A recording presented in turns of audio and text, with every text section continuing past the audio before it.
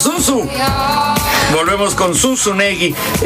A ver, la mayor expansión de... ¿Cuándo se da? ¿Cómo se da la mayor expansión de el territorio islámico? ¿Cómo llega hasta el norte de España, la Francia, todos estos países? Pues mira, digo, esa gran expansión fue muy simple, fue la del año 711. Entre el año 711 y 732, los musulmanes dominaron desde Marruecos, toda la península ibérica, hasta los Pirineos, y fueron detenidos por Carlos Martel en la batalla de Poitiers. Y ahí termina el avance musulmán de ese lado. El gran avance musulmán es por Europa Oriental. ¿La batalla de Poitiers es como la batalla de Poitiers?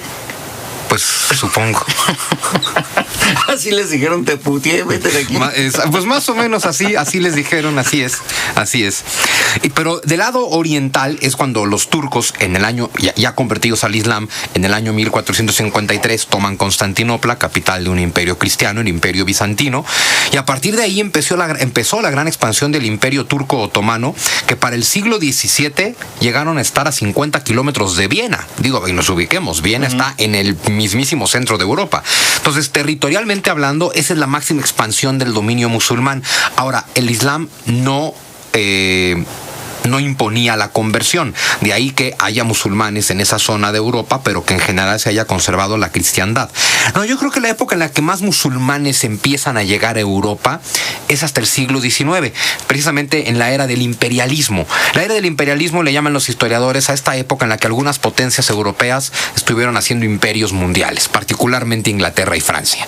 Es la época en la que Inglaterra tiene el 47% de África y Francia tiene Argelia y todo el Sahara, y es cuando Inglaterra tiene el Indostán, que está lleno de musulmanes.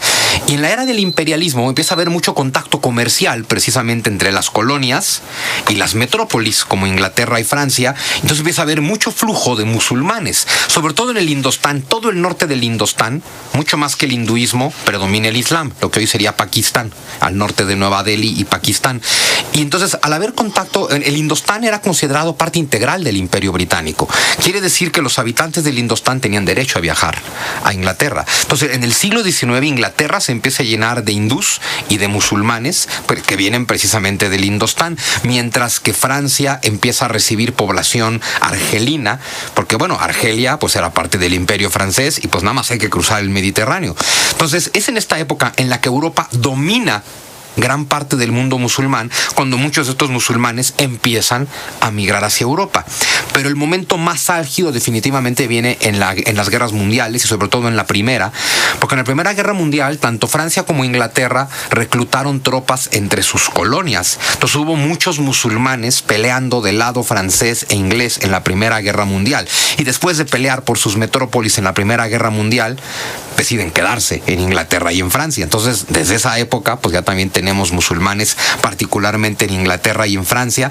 Y en Francia muy específicamente, cuando termina la Segunda Guerra Mundial y las potencias europeas empiezan a descolonizar África en particular, Francia se niega a darle la independencia a Argelia. Y uno de los últimos recursos de Francia en la década de los 50 del siglo XX es decirle a los argelinos: no tienen que independizarse, ustedes son parte de Francia, y les dieron ciudadanía francesa a los argelinos. ¿A todos? A todo aquel que la solicitara, porque les decían Argelia es parte de Francia. Entonces, ¿qué hicieron muchos argelinos ya con pasaporte francés? Argelia es parte de Francia, pues yo me mudo de Argel a París. Entonces empieza a llegar una gran migración de argelinos en la década de los 50, con lo cual hoy tenemos musulmanes de tercera generación, de origen argelino, pero que nacieron en Francia de padres franceses. Claro, que son étnicamente argelinos, pero pues que son franceses. Ahora, que son argelinos y musulmanes, pues sí, pero legalmente además son franceses. Ahora, ¿cuál es la situación hoy de musulmanes en Europa? ¿Cuál es toda esta bronca que está pasando en Europa, sobre todo en Francia? ¿Por qué el enojo, por qué el desprecio de los musulmanes a los cristianos o a los países occidentales? Mira, yo aquí hay una cosa que sí quiero dejar muy importante, ¿no? La inmensa mayoría, probablemente el 99.8% de los 1.600 millones de musulmanes que hay en el mundo, sí son gente pacífica. Lo que pasa es que en los medios de comunicación solo aparecen los fundamentalistas, los terroristas, los que ponen bombas y demás. En el caso específico de Francia, Francia lleva a tal grado su laicismo en el gobierno que, por ejemplo, a los musulmanes les prohíben usar muchos atuendos. En Francia. En Francia, por ejemplo... Donde la libertad de expresión se genera. Bueno, pues imagínate, en esa Francia... las niñas musulmanas no pueden ir a la escuela pública llevando el chador, que no es más que un trapito adornando el pelo. ¿Como el de Sus? Como el que yo traigo puesto en este momento, exacto. Bueno, pues no puedes ir a la escuela porque dicen que eso se identifica con el Islam y que entonces no lo pueden llevar. Y les empiezan a poner una serie de prohibiciones que para nosotros pueden parecer muy ridículas, sobre cómo decorar o no sus mezquitas, sobre cómo se pueden vestir para ir a la calle, para ir al trabajo, para ir a la escuela. A nosotros nos pueden parecer muy simples. Benito Juárez decía que el respeto al derecho ajeno es la paz. Pues ese es el tema. Y ahí deberían de respetarse ambos. Ambos, por supuesto. Porque más hay que entender una cosa. En Francia hay dos tipos de musulmanes. El migrante, o sea, el que está migrando hoy, que está llegando, que hay que decirlo con todo respeto. Si tú estás llegando a Francia, tú tienes que acoplarte a las leyes de Francia. Digo, eso es como evidente, ¿no? Pero se les olvida a muchos franceses, pues que hay musulmanes argelinos que son franceses de derecho propio, que nacieron en Francia de padres franceses y de abuelos franceses. Entonces ellos tienen muchos derechos, ¿no? Pues mira, nada más concluir, ¿no? Yo creo que hay dos políticas...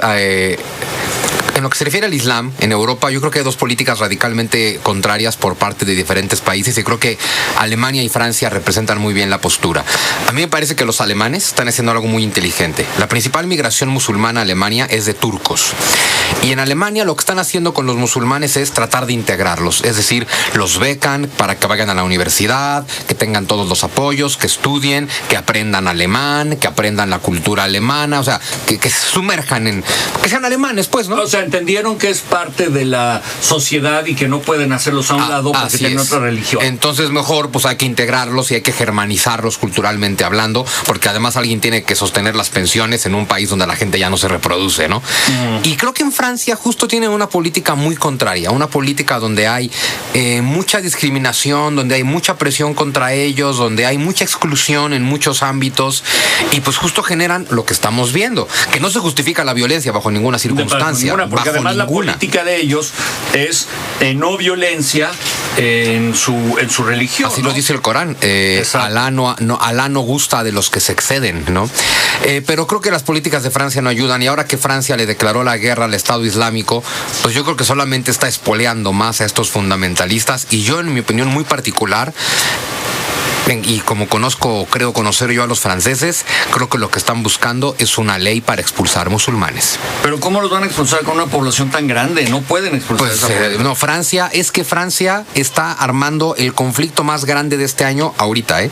O sea, Francia está generando un conflicto enorme. Claro, Francia y los musulmanes en Francia, ¿no? O sea, no solamente son los franceses. Quiero aclarar que no estoy defendiendo ninguna posición. No. O sea, aquí no voy a opinar. Estamos contando una cuestión de historia y no me voy a meter en el tema político. Por supuesto no estoy de acuerdo, ni apoyo, ni aplaudo ningún acto de violencia, ninguno. Y menos contra periodistas, ¿no? Y menos en nombre de una religión, y menos en nombre de Dios, y menos en nombre de una religión y un Dios que predican el amor, ¿no? Exacto. Pero insisto, son los fundamentalistas y ahora que Francia le declaró la guerra al Estado Islámico, pues vamos a ver, porque yo creo que esto tristemente apenas está empezando. Sun Tzu, ¿cómo te localizamos? ¿Cuándo hay un concierto tuyo, por no decir?